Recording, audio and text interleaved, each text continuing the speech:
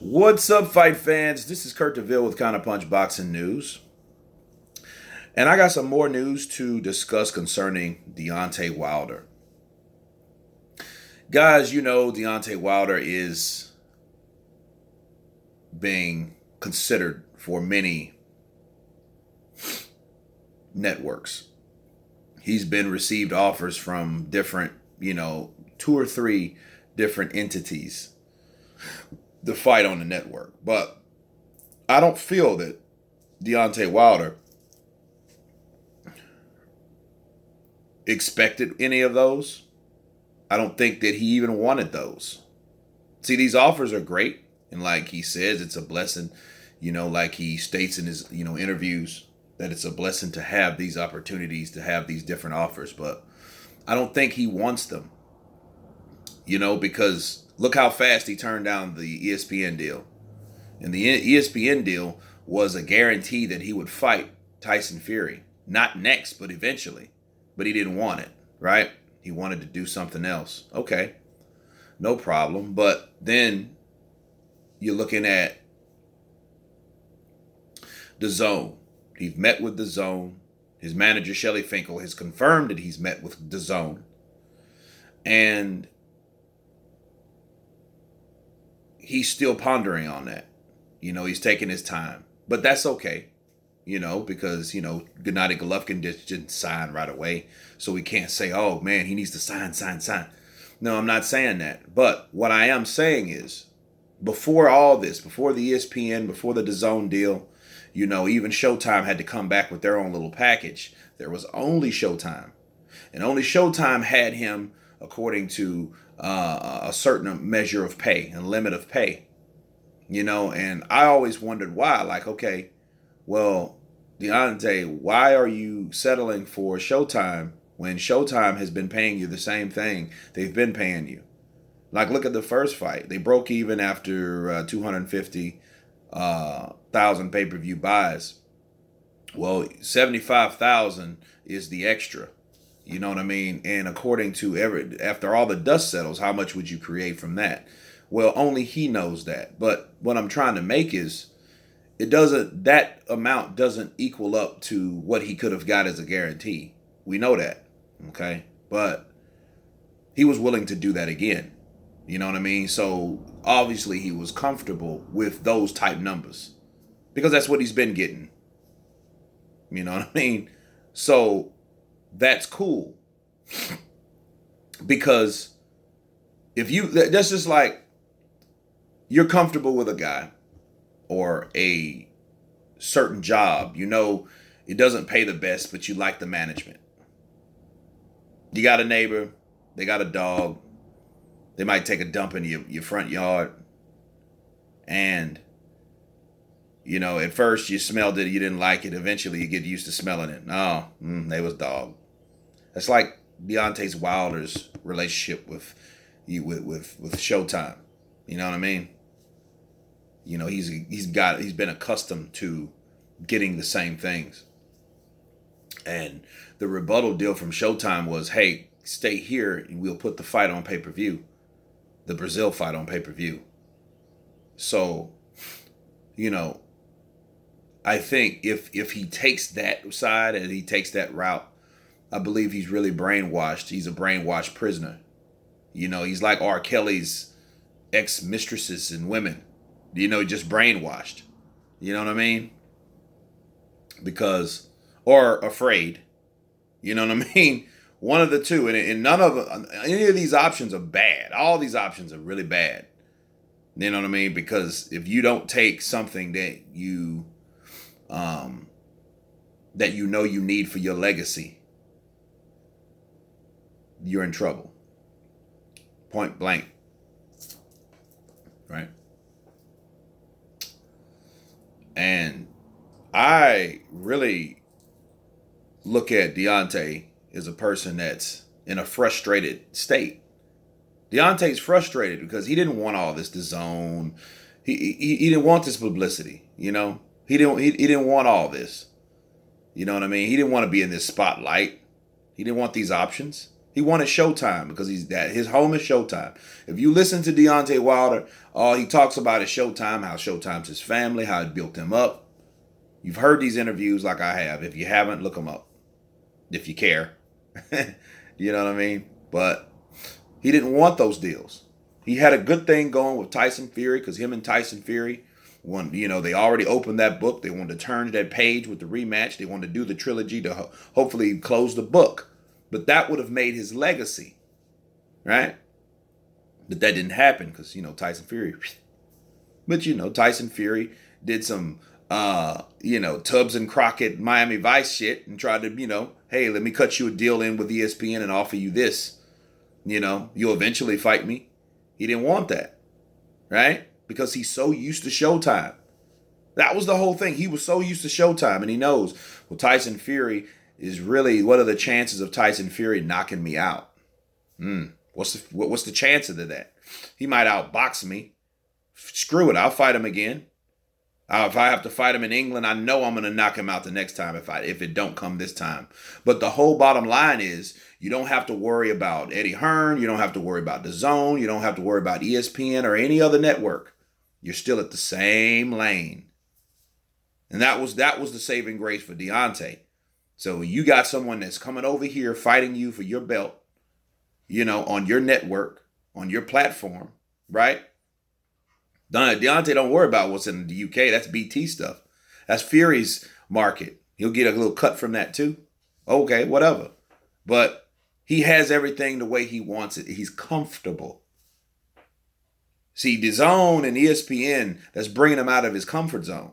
He doesn't want to fight on those networks. You know what I mean? He's not familiar with those networks. It's just like you're letting someone out of prison and it has never been out of jail.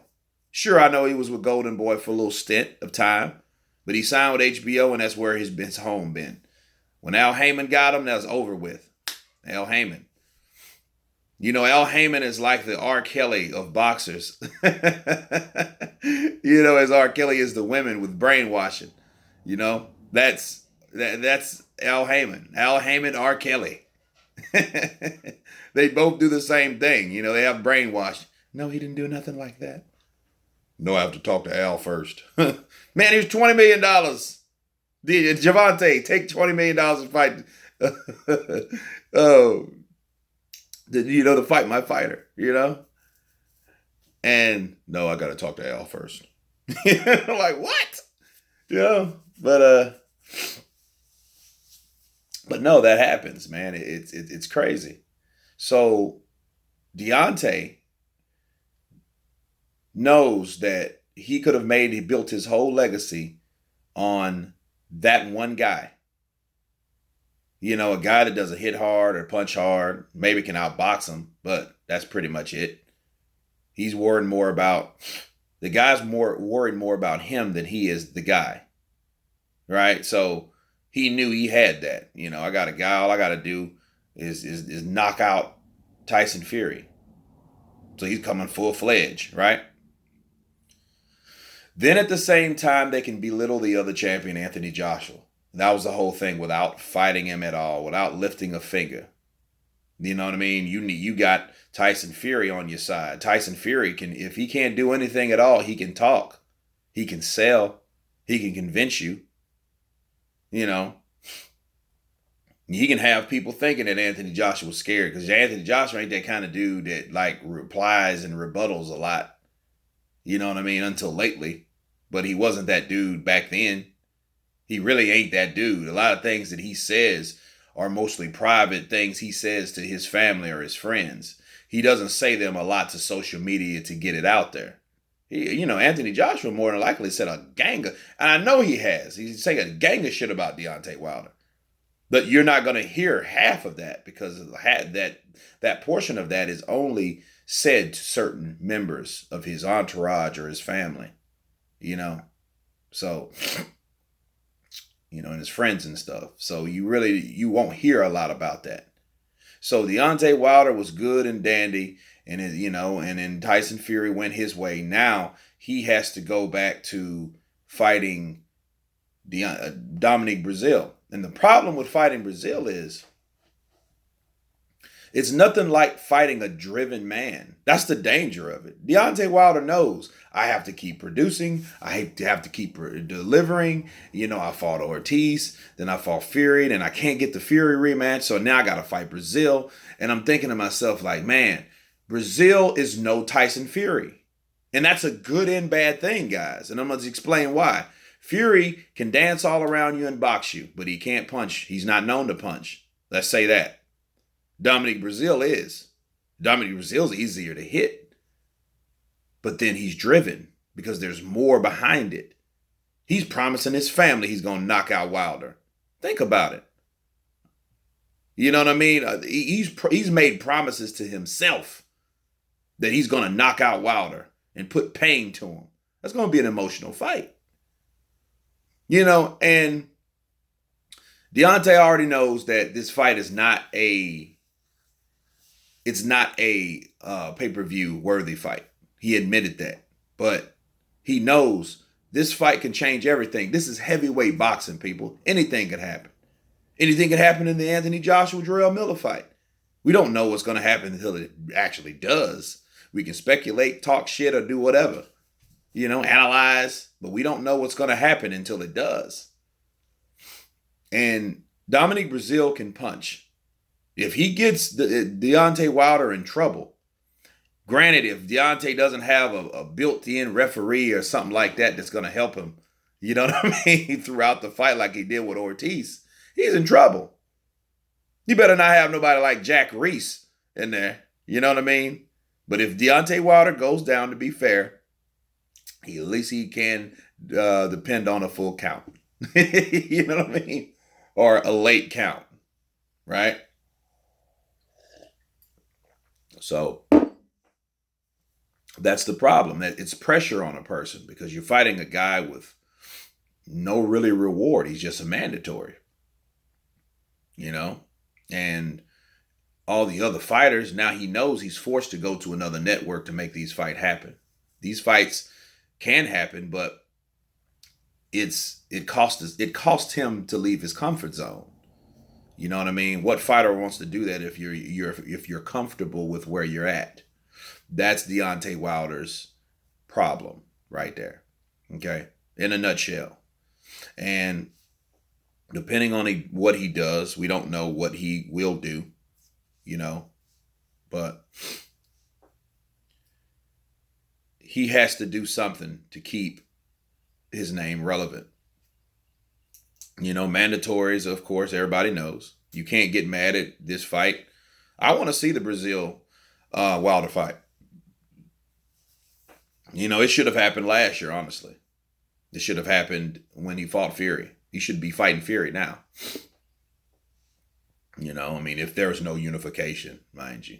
But I just wanted to, lay that down to you, some realistic facts about Deontay Wilder and what's going on with him, right now.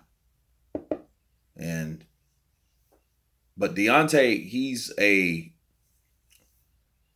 pressured guy right now because he has to make these decisions, him and his team, right? All these 30 motherfuckers that he has around him, but they have to make a decision, and it's a decision that they haven't made before, so they have to make it.